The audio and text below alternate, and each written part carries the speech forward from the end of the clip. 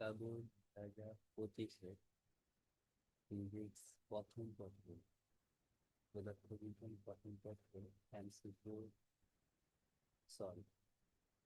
এখানে সময় কম লাগবে, আমি আগে থেকে এই প্রথম পত্র সূত্রগুলো লিখে রাখছি। আমাদের প্রথম প্রশ্ন হচ্ছে, 100 কেজি ভরের একজন লোক দেখতে 2 মিটার/সেকেন্ড ত্বরণে উপরে উঠলে লোকটির উপর ঊর্ধ্বমুখী প্রতিক্রিয়া বল কত? এই ক্ষেত্রে আমাদের উপরে ওঠার ক্ষেত্রে হচ্ছে এই ফর্মুলাটা, আর নিচে নামার ক্ষেত্রে হচ্ছে এই ফর্মুলা।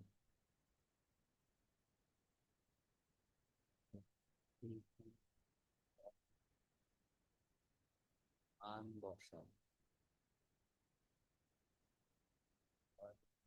2 কেজি, হচ্ছে 9.8, হচ্ছে 2। এটা আমরা হিসাব করলে 118 এত পাবো। আর দ্বিতীয় প্রশ্নটা কি কোশ্চেন ছিল, মূলত আমরা হচ্ছে ক্ষমতা বের করতে বলছে এখানে। প্রশ্নটা হচ্ছে এটা, যেহেতু বস্তুর উপর বল প্রয়োগ করায় 7 সেকেন্ড পর বেগ এত হলে বস্তুর ক্ষমতা কত। তো এখানে ক্ষমতা আমরা যে সূত্রগুলা জানি, গ্যাসিক ফর্মুলা আছে, ডব্লিউ কি, আর একটা ফর্মুলা আছে এখান থেকে কনভার্ট করার পর, মানে এস, যদি কাজে আমরা একটা শিখছি এফ বি। এই ফর্মুলাটা লিখলাম, যদি এস বাই পি কে আমরা বি লিখছি, তো এস বাই পি বি লিখে আমরা দুটোটা সমরূপ, আর এফ হচ্ছে একটা ধ্রুবক। তো এখন এখানে যে ডাটা গুলো দেওয়া আছে সেই অনুসারে এফ বি, এফ এর মান আর বি এর মান, এখানে আমরা এফ আর বি এর মান বের করে যদি গুণ করি, তাহলে আমাদের যে মানটা আসে সেটা হচ্ছে অপশন 2 নম্বর কোশ্চেন 4-এর মতো, বা 2 আসে না। এখন এটা আসলে বলটা যে ধ্রুব বল, তারপর হচ্ছে বেগটা যে ধ্রুব বেগ, এটা কিন্তু এখান থেকে কনফার্ম। আমরা এইটাকে হচ্ছে, যেহেতু ক্ষমতা একটা স্কেলার রাশি, তাহলে এটাকে আমরা এই ডট গুণনে দিতে পারি, ডট গুণ এফ ডট বি। তাহলে এই এফ ডট বি দিয়ে যদি আমরা করি, তাহলে এখানে হচ্ছে pi I minus 3 J plus 2 K. এবার এটার সাথে যদি আমরা ডট দিই, বেগ হচ্ছে G I cap plus 2 J cap minus plus K. এইটা হিসাব করলে আমরা হচ্ছে আর এই অংশগুলো যদি গুণ করি, 6, 7 ওয়াট পাবো। এইটা অপশনে আসবে, বাট এটা যদি সরাসরি এফ এর মান বের করি আর বি এর মান বের করি, তাহলে হচ্ছে আমাদের অপশন 4-এর মতো আসে, বা 4-এর পুরোপুরি মিলে না। আমি এটা হচ্ছে ডট গুণ দিয়ে বের করছি। হচ্ছে 3 নম্বর প্রশ্ন। 3 নম্বর কোশ্চেনটাতে বলছে, বলের ঘাতের ক্ষেত্রে প্রতিশত। বলের ঘাতের একটা সংজ্ঞা আছে। তো আর সূত্রটা যদি আমরা বলি, যে বলের ঘাত যে 1 × 3, এটা হচ্ছে বল আর সময়ের গুণফল, অথবা ভরবেগের পরিবর্তন। ভরবেগের পরিবর্তন হচ্ছে আমাদের বলের হার। এখন এই বলটা হচ্ছে অনেক বেশি মানের পাঠ, আর এই সময়টা খুব অল্প। এই জন্য এই ক্ষেত্রে আমাদের সঠিক উত্তর হবে যে বলের মান বেশি কিন্তু ক্রিয়াকাল কম। তো ঘাত বলের আমরা অনেক এক্সাম্পল দিতে পারবো। বিশেষ করে যেমন ধরো আমরা যখন ক্রিকেট খেলি তখন একটা বলকে খুব অল্প সময়ের জন্য অনেক জোরে আঘাত করা হয়। তো যখন ফুটবল খেলা হয় তখন ফুটবলকে খুব অল্প সময়ের জন্য অনেক জোরে কিক করা হয়। আর তেমনিভাবে যখন ক্যারাম বোর্ড খেলি তখন স্ট্রাইকার দিয়ে এই গুটিগুলোকে অনেক জোরে আঘাত করা হয়। তো সেই আঘাতের কালটা আঘাতের যে সময়কালটা সেটা খুব কম থাকে। এই ঘটনাগুলোতে আমাদের ঘাত বল পাওয়া যায় বা ঘাত বল কাজ করে। আচ্ছা, আমাদের কোশ্চেন হচ্ছে ফোর। কোশ্চেন ফোর হচ্ছে আমাদের, আমরা এই যে সরল দোলকের একেবারে বেসিক যে ফর্মুলা টি ইকুয়াল 2 পাই √L/v, এখান থেকে যখন আমরা এল এর মানটা বের করবো তখন আমাদের আসবে T²G/4 পাই। তো এটা হচ্ছে যদি টি এর মান 2 সেকেন্ড হয় বা দোলকটা যদি সেকেন্ড দোলক হয় তাহলে আমরা এটা জানি, তাহলে মেমোরাইজ করতে থাকা ভালো। এটার মান আর হচ্ছে 0.99 মিটার। এই ক্ষেত্রে একটু সুবিধাভাবে আমাদের গোল গ। 5 নাম্বার হচ্ছে যে বিয়ে দূরত্ব অতিক্রম করতে বকটির কত সময় লাগে। এখন এখানে ঘটনাটা শুরু হয়েছে কোথায়? ঘটনাটা শুরু হয়েছে এ তে। তো সে এ থেকে বি তে যাবে, বি থেকে এ তে আসবে, দেন এ থেকে সি তে যাবে, সি থেকে এ তে আসবে। এইটা হচ্ছে তার টোটাল 2 সেকেন্ড সময় লাগে। তাহলে আমরা যেহেতু বলছে বি এ দূরত্ব অতিক্রম করতে, তার মানে সে এ তে যাবে, এ থেকে বি তে যাবে, দেন আবার এতে আসবে। তাহলে সে এখান থেকে এখানে আসতে তার কত সময় লাগবে সেটা আমাদের বের করতে বলছে। তাহলে এখানে এ থেকে বিতে যেতে আর এ বি থেকে এতে আসতে, দেন হচ্ছে এ থেকে সিতে যেতে, সি থেকে এতে আসতে। তা আমরা যদি 2 সেকেন্ডকে 2 সেকেন্ডকে যদি আমরা 2 ভাগ করি, এখানে তো 4টা স্টেপ, 1টা 2টা 3টা 4টা, তাহলে 4 ভাগ করি, তাহলে 2/4, এটাকে 4 করলে 0.5 সেকেন্ড আসে। আর যদি ঘটনাটা এ থেকে শুরু হয় তাহলে হচ্ছে এ থেকে বি তে গিয়ে বি থেকে এতে আসতে 1 সেকেন্ড লাগবে। আর যদি বি থেকে শুরু হয় তাহলে হচ্ছে বি থেকে এতে আসতে জাস্ট হচ্ছে 0.5 সেকেন্ড সময় লাগে। কারণ বি থেকে শুরু হলে বি থেকে এ হয়ে সি তে যেতে 1 সেকেন্ড, আবার সি থেকে এ তে এসে আবার বি তে যেতে 1 সেকেন্ড, ওটা হচ্ছে 2 সেকেন্ড। আর যদি ঘটনাটা এতে শুরু হয় তাহলে এ থেকে বি তে গিয়ে বি থেকে এ তে আসতে তার হচ্ছে 1 সেকেন্ড।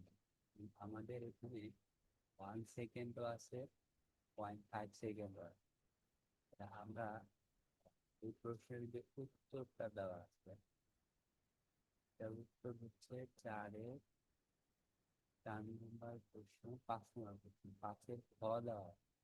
তাহলে সারা খ যদি দিয়ে থাকে এটার অ্যান্সারটা আসলে সারা যাত্রা বিন্দু হচ্ছে বি ধরছে, বি থেকে এতে আসছে, বি থেকে এতে আসছে, তার অ্যান্সার হচ্ছে 0.5 সেকেন্ড। আচ্ছা, 6 নম্বর প্রশ্নের জন্য, 6 নম্বর প্রশ্নে আমরা গতি শক্তির সূত্র জানি হচ্ছে, বেসিক যে ফর্মুলা আমরা সবাই জানি, সেটা হচ্ছে ই বিভাগ হচ্ছে হাফ এম ভি স্কোয়ার। তো এইটাকে যখন আমি ভরবেগের মাধ্যমে লিখবো তখন আমার ফর্মুলাটা হবে half p square by m, অথবা পি স্কোয়ার বাই 2m। তো কিভাবে আসে? এটা হচ্ছে আমার এখানে এই ভি এর জায়গায় হচ্ছে পি আনার জন্য জানি পি হচ্ছে ভরবেগ, ভরবেগের সূত্র হচ্ছে পি ইকুয়াল এম বি।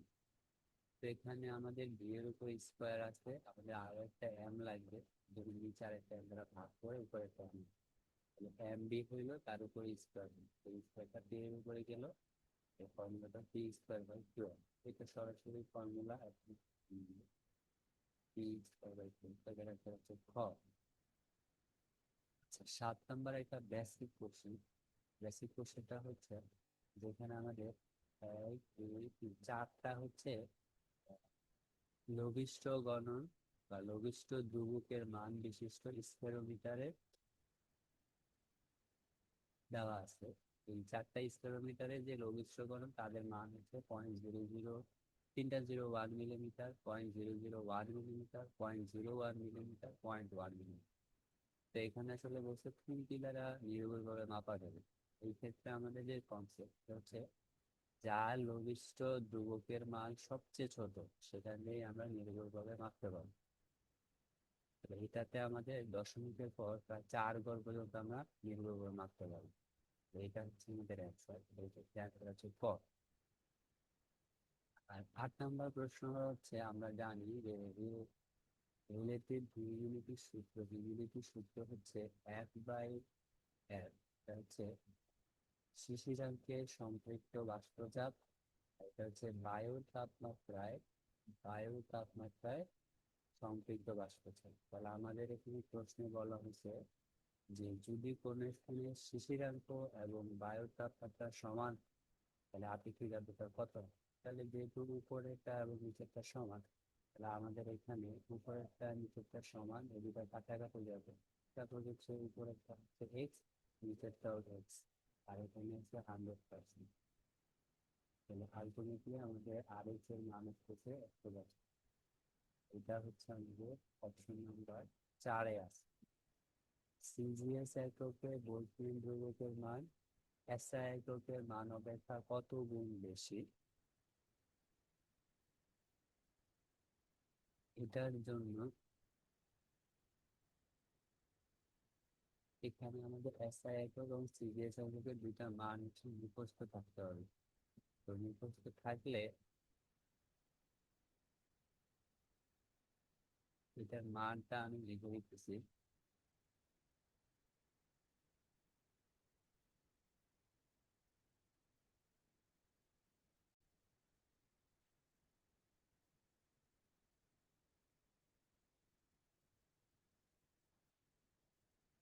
তো 9 নম্বর প্রশ্নটা, যে আমরা সিজিএস এককে বলসম্যান ধ্রুবকের মান এসআই মান অপেক্ষা কত গুণ বেশি, এটা আমরা হচ্ছে দেখব। তো এই জন্য আমরা কে, এই বলসম্যান ধ্রুবক হচ্ছে আর, হচ্ছে যে গ্যাস ধ্রুবক যে আছে সেই গ্যাস ধ্রুবককে অ্যাভোগাড্রো সংখ্যা দিয়ে ভাগ করলে আমরা হচ্ছে কে এর মানটা পাবো। তো এইটার ক্ষেত্রে এসআই এককে আমরা জানি যে আর এর মান হচ্ছে এই 8.314, নিচে অ্যাভোগাড্রো সংখ্যা আমরা রেখেই দিলাম। সিজিএস এককে যদি আমরা কে এর মান বের করতে চাই তাহলে আমাদের সিজিএস এককে আর এর মান রাখবো। সিজিএস এককে আর এর মান হচ্ছে 8.314 × 10⁻⁷। এখন আমরা যদি এই দ্বিতীয় সিজিএস এর যে মানটাকে এই এসআই এককের মান দিয়ে ভাগ করি, তাহলে আমরা পাবো হচ্ছে 10⁻⁷। তাহলে আমরা বলতে পারি যে আমাদের সিজিএস এককে বলসম্যান ধ্রুবকের মান এসআই এককের মান অপেক্ষা 10⁻⁷ গুণ বেশি। আচ্ছা, এরপর হচ্ছে 10 নম্বর প্রশ্ন, পয়সনের অনুপাত কত। এখানে আমাদের দেওয়া আছে একটা তারের 1 মিটার দৈর্ঘ্যের একটা তারের ব্যাস 5 মিলিমিটার, তারের দৈর্ঘ্য বরাবর একটি বল প্রয়োগ করা, এই ব্যাস এত হ্রাস পায় এবং দৈর্ঘ্য বৃদ্ধি পায়। তো পয়সনের অনুপাতের সূত্র বেসিক্যালি ফর্মুলাটা হচ্ছে পার্শ্ব বিকৃতি বাই দৈর্ঘ্য বিকৃতি। তো এখানে একটা মাইনাস থাকবে, তো আমরা যদি সূত্রটাকে বাংলায় লিখতে তাই মাইনাসটা ব্যবহার করলে সমস্যা নেই। তো এখন পার্শ্ব বিকৃতি মানে হচ্ছে আহ, তারটার ব্যাস বরাবর কতটুকু পরিবর্তন, ব্যাস বরাবর বিকৃতি, আর হচ্ছে দৈর্ঘ্য বরাবর বিকৃতি। তাহলে এইখানে ডেল্টা ডি মানে ব্যাসের পরিবর্তন বাই হচ্ছে আদি ব্যাস, আর হচ্ছে দৈর্ঘ্যের পরিবর্তন বাই আদি দৈর্ঘ্য। তা আমাদের এখানে ব্যাসের পরিবর্তন হচ্ছে 0.01 মিলিমিটার, আর আদি ব্যাস ছিল 5 মিলিমিটার। যেহেতু দুইটার ইউনিট সেম মিলিমিটার, এজন্য আমি দুইটাকে পরিবর্তন করিনি। আর আমাদের দৈর্ঘ্য পরিবর্তন হচ্ছে 2 সেন্টিমিটার, তো আমরা এটাকে মিটারে নিচ্ছি 0.02 মিটার। আর আদি দৈর্ঘ্য ছিল 1 মিটার।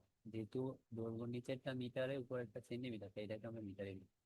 এটাকে যদি আমরা হিসাব করি তাহলে আমরা যেটা পাবো সেটাই হচ্ছে আমাদের অ্যান্সার। তাহলে আমি একটু হিসাব করে দেখি। 0.01 ভাগ হচ্ছে 5, দেন হচ্ছে 0.02 ভাগ হচ্ছে 1। এটা করলে আমাদের 0.1 আসে, আমাদের 0.1, 0.1। তো এটা আমাদের অপশনে আছে কিনা? হ্যাঁ আছে, 0.1। ক নাম্বার বলছে তারটির ইয়ং গুণাঙ্ক যদি 2 × 10⁻11 নিউটন পার মিটার স্কয়ার হয়, সঞ্চিত বিভব শক্তি কত? তো এটার জন্য আমাদের সূত্র জানা থাকতে হবে। তো এটার সূত্র হচ্ছে যে সঞ্চিত বিভব শক্তি U equal half Y A del L square by L naught. তার মানে হচ্ছে ইয়ং গুণাঙ্ক, তারটির ক্ষেত্রফল এবং তারটির দৈর্ঘ্যের যে পরিবর্তন হয়েছে সেটার স্কয়ার নিচে আদি দৈর্ঘ্য। অথবা এটাকে আমরা এভাবে মনে রাখতে পারি, হাফ ইন্টু বল গুণন দৈর্ঘ্যের পরিবর্তন। যে যেটা মনে রাখে, তো আমাদের ডাটা যেহেতু এটা রিলেটেড, তাই আমরা এটা মনে রাখবো। আর এটা আরেকটা ফর্মুলা আছে যেটা আমাদের সিকিউতে আসতে পারে বা এমসিকিউতে আসতে পারে, এটা হচ্ছে একক আয়তনে সঞ্চিত শক্তি। এই ফর্মুলাটা হচ্ছে, এই বাংলাটা দিয়ে মনে রাখা সহজ, হাফ ইন্টু পীড়ন গুণন বিকৃতি, অথবা হাফ ইন্টু ইয়ং গুণাঙ্ক into del l by L not square. আমি এইটা থেকেই নিচেটা লেখা যায় যে পীড়ন বানানো যাবে, তারপরে এখান থেকে বিকৃতি। এবার আমাদের তো এটা দরকার, তো আমরা এখানে ইয়ং গুণকের মান বসাইছি, তারটির ক্ষেত্রফল, তারটির প্রস্থ ছিল হচ্ছে বৃত্তাকার, তাই আমরা বৃত্তের ক্ষেত্রফলের সূত্র পাই আর স্কয়ার লিখবো। তো আর তো আমাদের দেওয়া নেই, আমাদের ব্যাস দেওয়া, তাই ব্যাস 5 মিলিমিটারকে 2 দ্বারা ভাগ করছি। এটা মিলিমিটারে রাখা যাবে না, মিটারে নিতে হবে, তাই 10 ইনভার্স 3 দিছি। আর এর উপর স্কয়ার, এই জন্য স্কয়ার দিচ্ছি। আর এখানে দৈর্ঘ্যের পরিবর্তনের উপর স্কয়ার, এই যে পরিবর্তন হচ্ছে 2 সেন্টিমিটার ছিল, এটাকে মিটারে নিচ্ছি, 0.02 মিটার। আর নিচে হচ্ছে আদি দৈর্ঘ্য। তো এটা যদি আমরা হিসাব করি, হিসাব করলে যেটা আসবে সেটাই আমাদের অ্যান্সার। তাহলে আমরা পয়েন্ট হাফের জায়গায় 0.5 দিয়ে দিলাম, 2 × 10⁻11 দিলাম, দেন ব্রেকেট আছে 5/2 দিলাম, 2 × 10⁻³ দিলাম, 2 হচ্ছে স্কোয়ার দিলাম, গুণন আমরা পাই দিলাম, 3 দিয়ে দিলাম, দেন হচ্ছে দৈর্ঘ্য পরিবর্তন 0.02 স্কোয়ার। এটা আমাদের আসছে 785.4।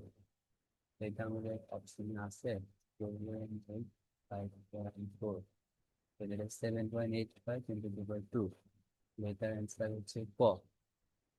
তাহলে এটা যদি আমরা লিখি এখানে, তাহলে আসছে 785.4 জুল। যেহেতু সঞ্চিত শক্তি, সঞ্চিত শক্তির একক হচ্ছে, মানে একক শক্তির একক হচ্ছে জুল। 7.854 10⁻² স্কয়ার। তো এটা আমাদের অপশনে আছে, আমরা একটু দেখি ক। তো আমরা একটু নিচে লিখি, যেটা আমাদের প্রশ্ন হচ্ছে কত মিলিমিটার,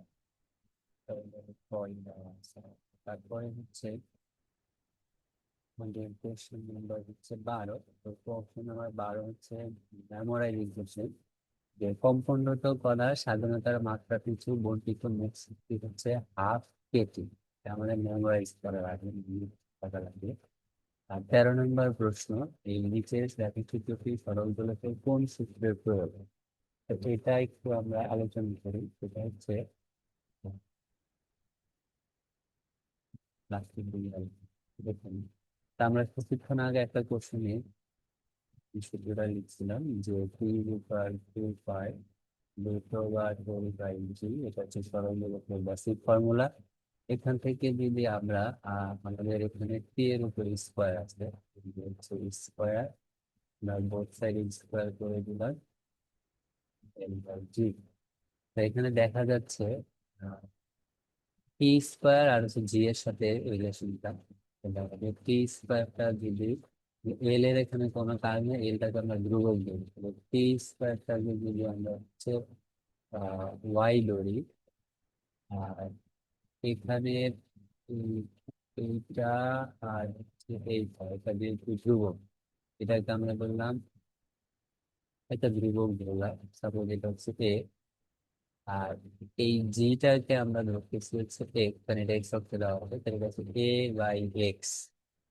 তাহলে এটা বিষয়টা হইলো কি, যে ওয়াই কে যদি এবার লিখি যে ওয়াই প্রপোর্শনাল টু 1/x, তাহলে এটা হচ্ছে এক্স এর সাথে ব্যস্তানুপাতিক গ্রাফ। এই জন্য আমাদের বিষয়টা এরকম হচ্ছে। এখন এটা কোন ফর্মুলা সেটা হচ্ছে আমাদের জানতে চাইছে। তা আমাদের সরল দোলকের চারটা ফর্মুলা আছে। এই যে আমরা স্ট্রাকচারের বইতে যদি যাই, প্রথম সূত্রকে বলা হয় সময়কালের সূত্র। আহ, দ্বিতীয় সূত্র হচ্ছে দৈর্ঘ্যের সূত্র, টি প্রপোর্শনাল টু রুট ওভার এল। তৃতীয় সূত্র হচ্ছে ত্বরণের সূত্র। তো এখানেই দেখি যে এখানেই আমাদের দেওয়া আছে এই যে টি স্কোয়ার প্রপোর্শনাল টু 1/g। এই যে আমাদের এখানে সেটাই আছে, টি স্কোয়ার 1/g।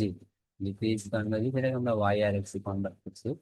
তাহলে আমরা বলতে পারি যে এই ফর্মুলাটা হচ্ছে, এটা আমি যদি বইতে দেখাই, বইতে হচ্ছে এখানে তিনটা গ্রাফ আছে। একটা হচ্ছে T square proportional to L, T square by 1/জি, আর হচ্ছে টি স্কোয়ার শুধু জি।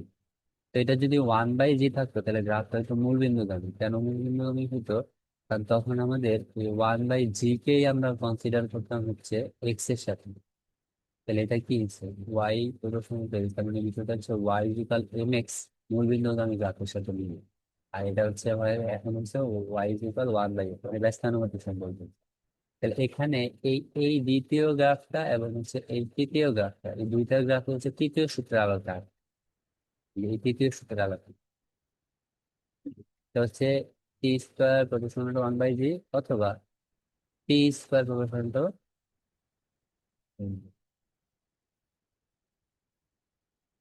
টি স্কোয়ার 1/জি, অথবা টি স্কোয়ার ইকুয়াল জি। আমরা বলতে পারি যে এখানে যে আমাদের প্রশ্নে যে চিত্রটা আছে এটা হচ্ছে তৃতীয় সূত্রের জন্য, মানে ত্বরণের সূত্রের জন্য। পরবর্তী প্রশ্ন হচ্ছে 14।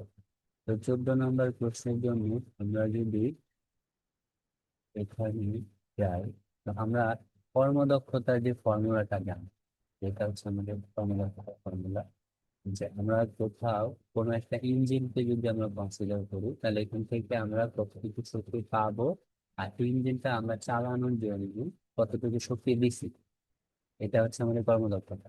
অথবা যদি আমরা এটাকে লিখি যে আমাদের হচ্ছে একটু কিছু পরিমাণ শক্তি ওয়েস্ট হচ্ছে, তাহলে আমরা লিখতে পারবো যে আমরা কতটুকু শক্তি তাহলে পাইলাম। তাহলে আমাদের এই যে প্রদত্ত শক্তি, এখান থেকে যে ওয়েস্টের শক্তিটা বিয়োগ করলে আর নিচে তো আমাদের প্রদত্ত শক্তি থাকবে, তাহলে আমরা কিছুটা এটাও লিখতে পারি, এটাও লিখতে পারি। আর যদি আমরা ক্ষমতা দিয়ে লিখি তাহলে কিছুটা হবে যে প্রাপ্ত ক্ষমতা, আর নিচে হচ্ছে প্রদত্ত ক্ষমতা। কারণ আমরা আমাদের প্রশ্ন আছে, আমাদের প্রশ্নে দেওয়া আছে কোন যন্ত্রের কার্যকর শক্তি। কার্যকর শক্তি মানে হচ্ছে ই আউট।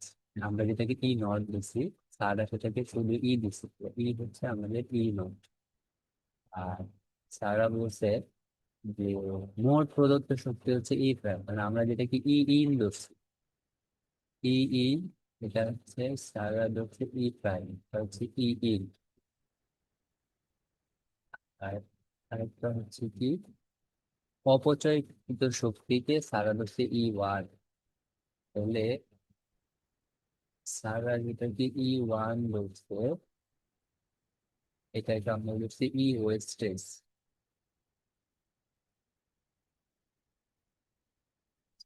এখন আমরা একটু মিলাই। আমাদের প্রথম অপশন হচ্ছে ই ইজুকাল ই প্রাইম, তার মানে হচ্ছে কার্যকর শক্তি এবং হচ্ছে প্রদত্ত শক্তি যদি সমান, তাহলে এখান থেকে দেখা যেতেছে যে কার্যকর শক্তি এবং প্রদত্ত শক্তি যদি সমান হয় তাহলে অবশ্যই কর্মদক্ষতা 100% হবে, কারণ যেটা কাটাকাটি যাবে তার সাথে 100% দিয়ে। তাহলে আমাদের এখান থেকে দাগাইতে হবে কোনটা সঠিক হবে, তাহলে ক নাম্বার সঠিক। এবার হচ্ছে দ্বিতীয়টা, ই ওয়ান যখন জিরো হয়, মানে অপচয়কৃত শক্তি যখন সমান হবে, শূন্য হবে, তাহলে এটাও কি সত্য। কারণ অপচয়কৃত শক্তি যে ই ওয়েস্ট বা ই প্রাইম, ই ওয়ান যদি জিরো দেয় তাহলে তো আমাদের সেই গ্রাফের এটাই হলো যে আমাদের আমরা যেটা পাবো মানে সেটা আমাদের ইন এর সমান হয়। মানে ই ইন থেকে ওয়েস্টেজ বিয়োগ করে তো উপরে ইএন থাকবে, নিচে ইএন থাকবে। তাহলে এই ক্ষেত্রে আমাদের কর্মদক্ষতা 100% থাকবে, তাহলে সহজ হচ্ছে। এবার হচ্ছে যদি এই আমাদের প্রদত্ত শক্তি আর হচ্ছে যদি ওয়েস্টেজ সমান হয়, তাহলে প্রদত্ত শক্তি আর ওয়েস্টেজ, এই যে এখানে প্রদত্ত শক্তি এখানে ওয়েস্টেজ দুটো যদি সমান হয়, তাহলে আমরা উপরে কত পাবো, জিরো পাবো। মানে এই দুটো বিয়োগ করলে জিরো, তার মানে আমরা কোনো শক্তি পাবো না। প্রদত্ত শক্তির পুরোটাই ওয়েস্টেজ হয়ে যাবে, তাহলে আমরা কোনো শক্তি পাবো না। তাহলে উপরে জিরো, তাহলে উপরে যদি জিরো হয় আর নিচে যদি আমাদের একটা থাকে মান থাকে, তাহলে আমরা জানি জিরোকে তুমি কিছু দ্বারা ভাগ করলে জিরো হয়, তাহলে এই ক্ষেত্রে আমাদের কর্মদক্ষতা 0% হবে। এই গ ও সত্য। এবার 4 নাম্বারটা, পি প্রায়, মানে যেটাকে আমরা বলছি প্রদত্ত শক্তি, প্রদত্ত শক্তি আর যদি P1 সমান হয় তখন কর্মদক্ষতা দিচ্ছে 100%। তার মানে গ যেহেতু সত্য হয়েছে তাহলে অবশ্যই এটা ভুল, কারণ এই দুটা লেখা সেম, বাট এখানে কর্মদক্ষতা ভুল, তাহলে এখানে 14 অ্যান্সার হচ্ছে 4। তাহলে আমরা যদি 14 অ্যান্সারে যাই, দেখতে পাই যদি 14 4 হয়। এখন আমরা হচ্ছে পরবর্তী প্রশ্ন যাব, যে 15। তো এটা হচ্ছে ডেল্টা গুণন আর একটা ভেক্টর রাশি। তো আমরা জানি কোনো একটা ভেক্টর রাশিকে যদি ভেক্টর অপারেটর নাবলা দ্বারা ডট গুণন করা হয় তাহলে সেটা হয় হচ্ছে আহ ডাইভারজেন্স। আর ডাইভারজেন্স হচ্ছে শূন্য হয় হলে সেটা হচ্ছে সলিনয়েড। আর এখানে আগত এবং নির্গত ফ্লাক্সে কোনো পরিবর্তন হয়নি, তাহলে এখানে অ্যান্সার হচ্ছে 1টি। তো কিছু বহুপদী প্রশ্নের জন্য আমাদের বেসিকটাও জানা থাকতে হবে এবং হচ্ছে বইয়ের কিছু তথ্য সবসময় মাথায় থাকা লাগবে, এবং বইয়ের তথ্যগুলো পড়তে হবে। বিশেষ করে যে তথ্যগুলো আমাদের আলাদাভাবে স্যাররা উল্লেখ করে দেয় বলতো।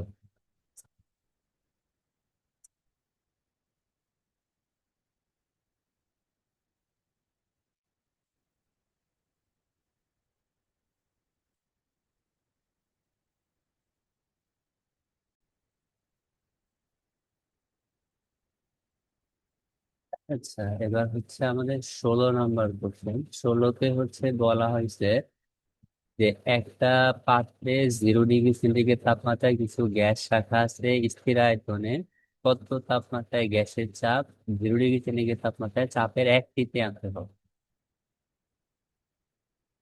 তাহলে আমাদের এই ক্ষেত্রে যেহেতু আয়তন স্থির, তাহলে এটা হচ্ছে আমাদের গে-লুসাক বা রেনর সূত্র বা চাপীয় সূত্র। এই বিষয়টা হচ্ছে কি, আয়তন স্থির থাকবে, সরি সরি, হ্যাঁ আয়তনই তো স্থির কথা বলছে, স্থির আয়তন। তাহলে আয়তনকে বাদ দিয়ে আমরা জানি যে চাপের সাথে আমাদের তাপমাত্রার সম্পর্ক সমানুপাতিক। কেন? ওই যে পিভি ইকুয়াল এন আর টি, এই ফর্মুলা অনুসারে যে আমাদের যদি এটা স্থির থাকে তাহলে পি আর তাপমাত্রা হচ্ছে সমানুপাতিক। তাহলে T2 বের করতে বলছে, T2/T1, T2/T। এখন এখানে T2 এর ব্যাপারে বলা আছে যে স্থির আয়তনে কত তাপমাত্রায় গ্যাসের চাপ 0 ডিগ্রি সেন্টিগ্রেড তাপমাত্রায় চাপের 1/3 হবে। তাহলে এখানে 1/3 বলছে, তার মানে P1 যদি এক্স হয় তাহলে P2 হবে x/3। তাহলে আমাদের এখানে এটা হয়ে যাবে 1/3। তাহলে বা P2/P1 সমান 1/3, P2 সমান হচ্ছে এই P1/3। তাহলে P1 0 ডিগ্রি সেন্টিগ্রেড থেকে যদি আমরা কেলভিনে নেই তাহলে 273/3। তাহলে এখন আমাদের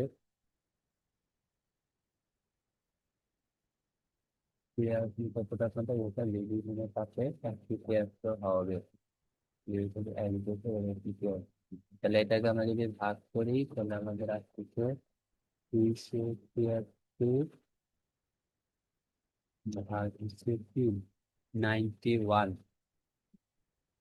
তাহলে আমাদের এখানে 91 আসছে, 91 কেলভিন।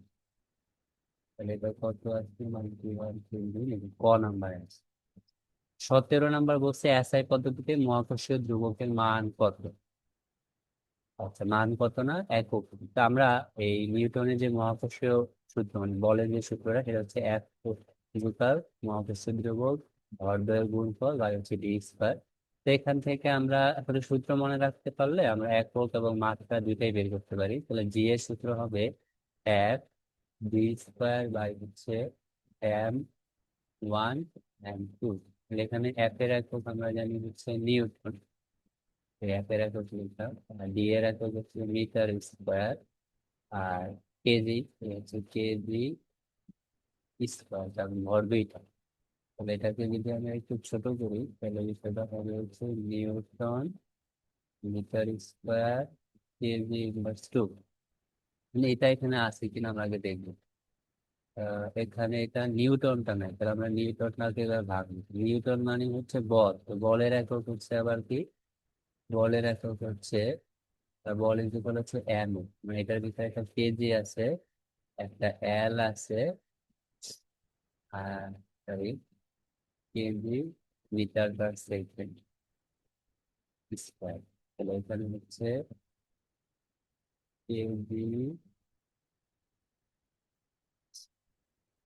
কেজি লিখলাম, আর হচ্ছে মিটার পার সেকেন্ড, মিটার, আর এই হচ্ছে পার সেকেন্ড স্কোয়ার। আর আগে থেকে আছে মিটার স্কোয়ার আর কেজি ইনভার্স টু। তাহলে এখান থেকে হিসাব নিকেশ করলে আমরা যেটা পাবো, তো কেজি কেজি কেজি একটা থাকবে, তাহলে কেজি ইনভার্স ওয়ান, মিটার হয়ে যাবে তিনটা, আর এস ইনভার্স টু। তাহলে এইটা হবে আমাদের এক, kg inverse one m cube, kg inverse one s inverse two m cube. 17 হচ্ছে চার, 17 4, ঠিক আছে। এবার আমরা যদি এটাতে আসি, যে 18 নাম্বার, 18 নাম্বার হচ্ছে, দেখছি একটি দোলায়মান সেকেন্ড দোলকের ফাঁপা দোলক পিণ্ডকে পারদ দ্বারা অর্ধপূর্ণ করলে কি হবে। তো এখানে আমাদের দুটো তথ্য আছে, সেটা হচ্ছে এই যে এখানে লেখা আছে।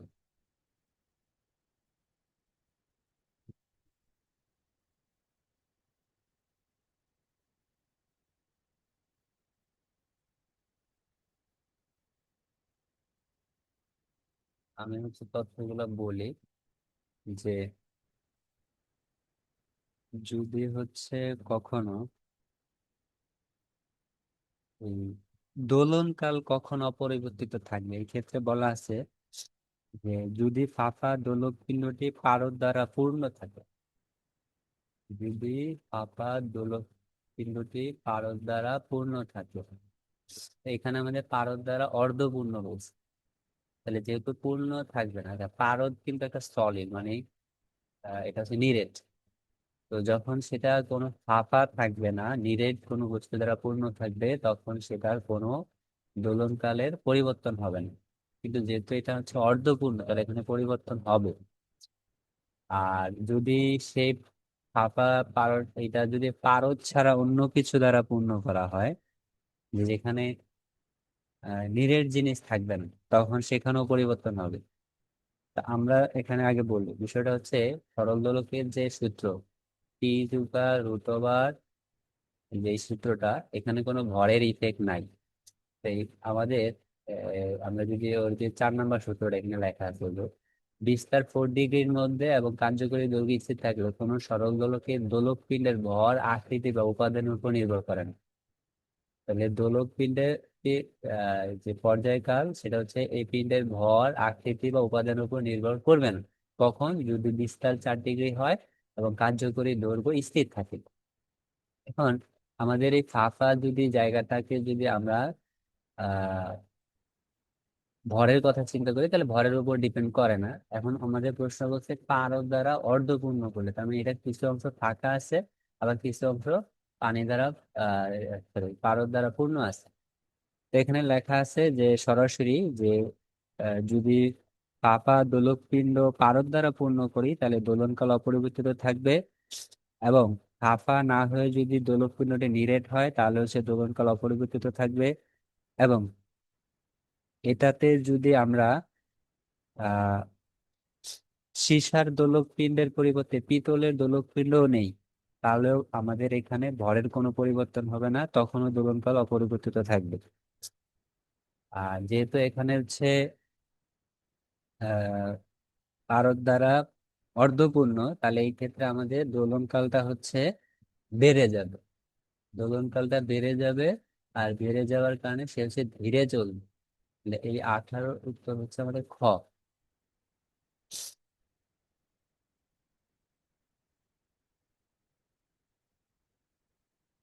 বইতে একটা তথ্য দেওয়া ছিল যে কি সরল দোলকে ধাতব ফাঁপা পিণ্ডটি পানি দ্বারা পূর্ণ করলে, একটি ছিদ্র দিয়ে ওই পানি পড়তে থাকলে দেখা যাবে দোলনকাল প্রথমে বৃদ্ধি পাচ্ছে, পরে কমে যাচ্ছে।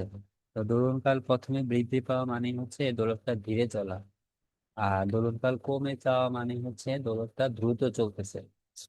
আচ্ছা, এখন 19 নম্বর প্রশ্নের জন্য আমরা যদি ফর্মুলাতে যাই, এটা আমাদের এই যে ফর্মুলাটা, যে অক্ষাংশের জন্য যে আমাদের অভিকর্ষ ত্বরণের পরিবর্তন হয়, তখন আমাদের ফর্মুলাটা হয় G - ওমেগা স্কোয়ার আর কজ স্কোয়ার ল্যামডা। এখানে ল্যামডা হচ্ছে অক্ষাংশ, তো আমরা জানি মেরু অঞ্চলে ল্যামডার মান হচ্ছে 90 ডিগ্রি, যেটা হচ্ছে মেরু। তা এখানে যদি কেউ অবস্থান করে তাহলে তার সাথে এই অক্ষের যে মধ্যবর্তী কোণ এটা হবে 90 ডিগ্রি। আর যদি কেউ বিষুব অঞ্চলে অবস্থান করে তাহলে তার সাথে কোণ হবে 0 ডিগ্রি। আমরা যদি এখানে cos 90 বসাই, তাহলে এটা তো পুরোটাই বাদ যাবে। তার মানে আমরা বলতে পারতেছি মেরু অঞ্চলে জি, আর আমাদের যে নর্মাল আমরা যে জিটা কাউন্ট করি ভূপৃষ্ঠের কাছাকাছি স্থানে, এটা সমান হবে। কিন্তু যদি বিষুব অঞ্চলে হিসাব করি, তাহলে এখানে 0 ডিগ্রি, তাহলে এখানে একটা গজের মান আছে 1, তাহলে সেই ক্ষেত্রে এখান থেকে কিছু কমে যাবে। তার মানে বিষুব অঞ্চলে হচ্ছে আমাদের জিটা কিছুটা কম হবে। এখন প্রশ্নে বলছে যে মেরু অঞ্চল অপেক্ষা বিষুব অঞ্চলে অভিকর্ষ ত্বরণ কত কম হবে। তাহলে সেটা হচ্ছে এই যে এখানে যেহেতু আমরা 1 দিলেই কত থাকে ওমেগা স্কোয়ার আর, তার মানে ওমেগা স্কোয়ার আর পরিমাণ হচ্ছে কম হয়। মেরু অঞ্চল অপেক্ষা বিষুব অঞ্চলে ওমেগা স্কোয়ার আর পরিমাণ কম হয়, তাহলে এটা আমাদের আছে হচ্ছে কত ওমেগা স্কোয়ার আর, কত। আচ্ছা, 20 নম্বর হচ্ছে ব্যাসার্ধ ভেক্টর এবং প্রযুক্ত বলের ভেক্টর গুণফলকে কি বলে। এটা একটা ডিরেক্ট ডিরেক্ট কিছু সূত্র, যে ব্যাসার্ধ ভেক্টর এবং ভেক্টর বলের ভেক্টর গুণফলকে হচ্ছে আমরা বলি হচ্ছে টর্ক, মানে হচ্ছে টাও। আর আমরা হচ্ছে যেটাকে আমরা বলি বলের ভ্রামক আর কি। 21 নম্বর, তো 21 নম্বর হচ্ছে আমরা এটা সবাই জানি যে আমাদের চতুর্থ চ্যাপ্টার ফিজিক্স ফার্স্ট পার্টের চতুর্থ চ্যাপ্টারে ট্যান থিটা সমান সমান B²/r/g, এটা হচ্ছে ব্যাসার্ধ, বাকি ব্যাসার্ধ। তো এইখান থেকে আমাদের বি এর যে মানটা আসবে সেটা হচ্ছে √r/g ট্যান থিটা। তাহলে এইখান থেকে এটা যদি আমরা এসে লিখি, তাহলে r/g ট্যান থিটা কিউ বলেছে হাফ। তার মানে আমাদের বেগের মান সর্বোচ্চ কত হতে পারবে, এই r/g ট্যান থিটার উপর হাফ বা √r/g ট্যান থিটা। তার মানে এর চাইতে বেশি হইলে সেটা নিরাপদ থাকবে। তাহলে আমাদের অপশনে, এখানে অপশনে কোথাও হচ্ছে ইকুয়াল নাই, এখানে আছে লেস দেন ইকুয়াল, এখানে আছে স্কোয়ার, এখানে স্কোয়ার হবে না, এখানে স্কোয়ার, এখানে কত 1/2, নট ইকুয়াল দাও, এটা গ্রেটার দেন দাও। তাহলে অ্যান্সার হচ্ছে এটা হবে ক নাম্বার, কারণ সর্বোচ্চ বেগ হইতে পারবে এইটা, তাহলে এর চেয়ে বেশি হইতে পারবে না, মানে এর কম হইলেও সমস্যা নেই, কম হইলেও নিরাপদে যাওয়া যাবে। তাহলে অ্যান্সার হচ্ছে ক। এরপর হচ্ছে আবর্তনশীল বস্তুর ক্ষেত্রে কৃতকার শূন্য হবে না কখনো। তাহলে এই ক্ষেত্রে আমরা সবাই জানি যে বৃত্তাকার পথে যদি সমদ্রুতিতে কোনো বস্তু চলে, এই বৃত্তাকার পথে, তাহলে তার ক্ষেত্রে তার কৃত্য কাজ হচ্ছে কেন্দ্রমুখী বল দ্বারা কৃত্য কাজ শূন্য। কেন? কারণ কেন্দ্রমুখী বলটা সবসময় কেন্দ্রের দিকে থাকে। আর এখানে তার সরণ যেটা হয় সে তো এই বক্ররেখা বরাবর সবসময় গতিশীল হবে, তো এই ক্ষেত্রে তার সরণের দিকটা হয় স্পর্শক বরাবর। তাহলে এটা হচ্ছে তার সরণের দিক, আর এটা হচ্ছে তার ফোর্স এফসির দিক, কেন্দ্রমুখী বল। তাহলে এখানে 90 ডিগ্রি থাকে, তো 90 ডিগ্রি হইলে আমাদের কাজটা 0 হয়, কারণ আমরা জানি formula add of b equal হচ্ছে এফ এস কস থিটা। তাহলে কস থিটা কস যদি 90 ডিগ্রি হয়, cos 90 ডিগ্রি মানে হচ্ছে 0। এই জন্য যখন আমাদের বৃত্তাকার পথে ঘুরে তখন আমাদের হচ্ছে কাজের মান হচ্ছে শূন্য হয়। কেন হয় আমি আবার বলি, প্রত্যেক কেন্দ্রমুখী বলটা হচ্ছে এই কেন্দ্রের দিকে থাকে, আর প্রত্যেকটা মুহূর্তে তার যে সরণের দিক, এই সরণের দিকটা ওই বিন্দুতে স্পর্শ বরাবর থাকবে। এখন আহ এছাড়া আমাদের কাজ কখন শূন্য হইতে পারে, যেহেতু এফ এস কস থিটা সূত্র, তো যদি কখনো বল শূন্য হয় তাহলে হচ্ছে কাজ শূন্য হবে, বা কখনো যদি সরণ শূন্য হয় তাহলে কাজ শূন্য হবে। আর হচ্ছে কিছু ক্ষেত্রে কাজ শূন্য হয়, সেটা হচ্ছে আহ যখন আহ সংরক্ষণশীল বলের প্রভাবে কোনো বস্তু বৃত্তাকার পথে ঘুরে তখন কাজ শূন্য হয়। তারপরে কোনো বস্তুকে সমদ্রুতিতে ঘুরালে কাজ শূন্য হবে। কেন্দ্রমুখী বল অভিকেন্দ্র বল দ্বারা কৃত কাজ সবসময় শূন্য হবে। পৃথিবীর আবর্তনের সময় সূর্যের মহাকর্ষ বল দ্বারা কোনো কাজ হবে না। এইসব ক্ষেত্রে তা আমাদের এখন অপশন গুলোতে যদি আমরা দেখি, আমাদের বলছে কোন ক্ষেত্রে কাজ শূন্য হবে না। তাহলে এই যে ক নাম্বার শূন্য হবে, তারপরে যে কেন্দ্রমুখী বল ক্ষেত্র শূন্য হবে, তাহলে অ্যান্সার হচ্ছে 2, বস্তু সমতলে গতিশীল হবে। আচ্ছা, এবার হচ্ছে 23 নাম্বার কোশ্চেন, এটা খুবই ভালো কোশ্চেন। বিশেষ স্রোতের বেগ টি কে নাকচ করার জন্য কত উপাংশ প্রয়োজন হবে? দেখ, পি হচ্ছে 9 কিলোমিটার পার আওয়ার, তাহলে পি এর সমপরিমাণ যদি মান এই তার বিপরীত দিকে থাকে, এখানে এটা একটা গ্রাফ আঁকা আছে। এদিকে হচ্ছে আমাদের স্রোতের বেগ কিউ, আর এদিকে হচ্ছে, সরি, এদিকে হচ্ছে স্রোতের বেগ পি, এদিকে, আর এদিকে হচ্ছে নৌকার বেগ। এখন বলছে এই বিপরীত দিকে কতটুকু কাজ করলে মোট স্রোতের বেগটিকে নাকচ করার জন্য কিউ এর উপাংশের মান কত হবে? তাহলে এখানে কিউ দেওয়া আছে 18, আর কিউর সাথে এই যে আমাদের যে দাগটা চিত্র থেকে দেখায়, এই যে চিত্রের সাথে দেখা, এই যে দাগের সাথে দেখাচ্ছে মানে লব্ধির সাথে 30 ডিগ্রি, তাহলে এই বরাবর আছে কত? এই বরাবর আছে 60। তাহলে আমি যদি এই 18 এর এই বরাবর উপাংশ নেই, তাহলে আমাদের কত আসতেছে? তো 18 cos 60, তাহলে 18 cos 60 নিলে কত আসবে? 9 কিলোমিটার পার আওয়ার। তাহলে এটা আসলে অঙ্ক না করে বলা যেত, কারণ একটা জিনিসকে যদি আমি নাকচ করতে হয়, তার সমপরিমাণ ফোর্সই আমার বিপরীত দিকে দিতে হবে বা বেগ দিতে হবে, তাহলে এটা হতে হবে 9 কিলোমিটার পার আওয়ার। আর সাঁতারুর ন্যূনতম দূরত্বে নদী পার হওয়ার সময় কত? আর ন্যূনতম সময় নদী পার হওয়ার সময় কত? এখন আমরা যেটা করব, এটা হচ্ছে, আমরা জানি টাইম হচ্ছে, সূত্র হচ্ছে B/Q sin α। তাহলে এই ক্ষেত্রে আমাদের বি হচ্ছে আমাদের কত দেওয়া আছে? বি দেওয়া আছে হচ্ছে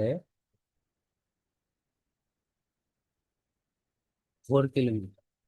তাহলে আমরা যদি এখানে 4 বসাই, আর কিউ দেওয়া আছে হচ্ছে 18, আর আমাদের এখানে সাইন লিখলাম, আর আলফা হচ্ছে এখানে কত? আলফা হচ্ছে স্রোত, মানে পি আর কিউ এর মধ্যবর্তী বিন্দু। এখানে হচ্ছে 30, এখানে হচ্ছে 90, টোটাল হচ্ছে 120। তাহলে এটা হচ্ছে 120। এটা যদি আমরা করি তাহলে আমাদের আসে কত? এটা করলে আসে 4/18 sin 120। এটা করলে আসতেছে 0.256। এটার মান হচ্ছে 0.256 আওয়ার। কেন আওয়ার? কারণ এটা হচ্ছে কিলোমিটার পার আওয়ার ছিল, আর এটা কিলোমিটার ছিল। আর পরবর্তী প্রশ্ন ছিল যে ন্যূনতম ন্যূনতম সময়ে নদী পার, আর এটা হচ্ছে ন্যূনতম দূরত্ব।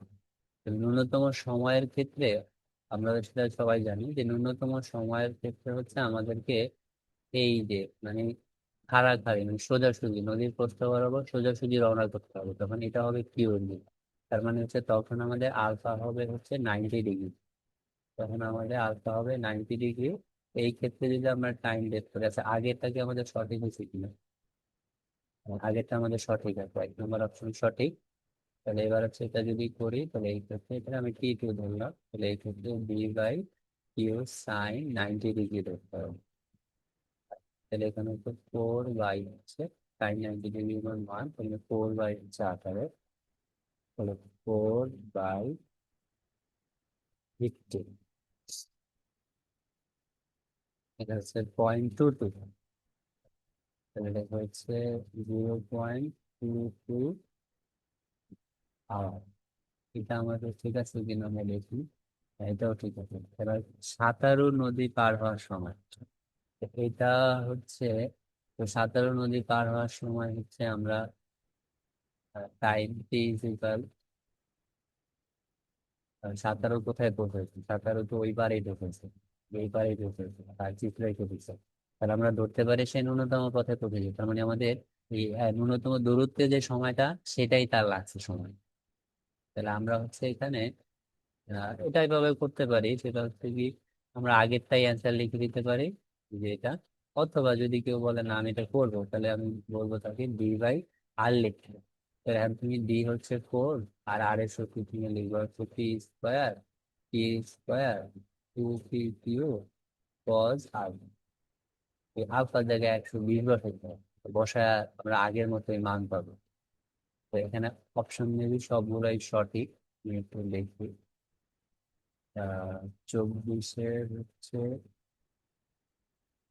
এটা লাস্ট এটা গিয়ে বুঝে যাইতেছে না। আচ্ছা, তাহলে হয়তো বা এটা মান সেম আসেনি, এটার মতো আসেনি, এই জন্য ভুল। তো এটা ক খ সঠিক। আর 25 নম্বর কোশ্চেন, স্থিতিস্থাপক সীমার মধ্যে বস্তু পীড়ন ও ব্যাবর্তন বিকৃতির অনুপাত হচ্ছে কি? পীড়ন এবং বিকৃতি, পীড়ন এবং বিকৃতির অনুপাত হচ্ছে ব্যাবর্তন বিকৃতি, যেহেতু বলছে তো এটাতে বলা হয় দৃঢ়তার গুণাঙ্ক। এটা হচ্ছে ক হবে। আহ, আগে অ্যান্সারটা দেখি। হ্যাঁ, কেন? কারণ আমাদের এই চ্যাপ্টারে 3 প্রকার বিকৃতি আছে, 3 প্রকার হচ্ছে পীড়ন আছে, 3 প্রকার হচ্ছে গুণাঙ্ক আছে। একটা হচ্ছে দৈর্ঘ্য পীড়ন, তারপরে হচ্ছে আয়তন পীড়ন, তারপরে হচ্ছে ব্যাবর্তন পীড়ন, আর বিকৃতি হচ্ছে সেম ভাবে 3 ভাবে। তো প্রথমে হচ্ছে আমরা দৈর্ঘ্যের ক্ষেত্রে বলি ইয়ং গুণাঙ্ক, তারপরে হচ্ছে আয়তনের ক্ষেত্রে বাল্ক মডুলাস, আর যখন দৃঢ়তা তখন সেটাকে আমরা বলি হচ্ছে দৃঢ়তার গুণাঙ্ক।